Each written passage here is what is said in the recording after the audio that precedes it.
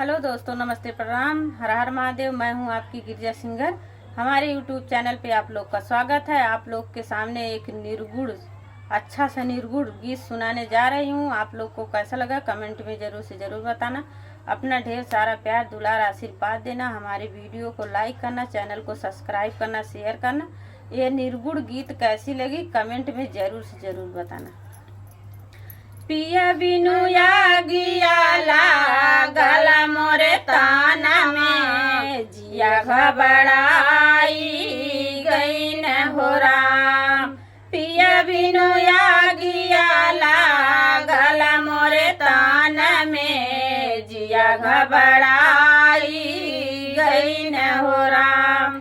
कहाँ वही बोलला, कहाँ वही बोलले काली हो कोयालिया, कहाँ वही बोलला मोर हो राम। कहाँ वही बोलला उह सारा हाटवा, जिया घबराई गई न हो राम। कहाँ वही बोलला उह सारा हाटवा, जिया घबराई गई न हो राम। बगिया में बोलले काली रे कोयालिया, बनवा में बोलला मोर हो राम।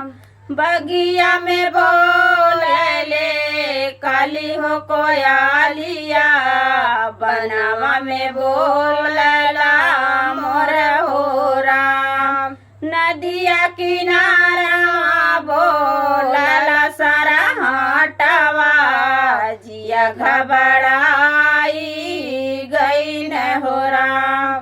नदिया किनारा बोलला सारा हाटवा, जिया घबराई गई न हो राम।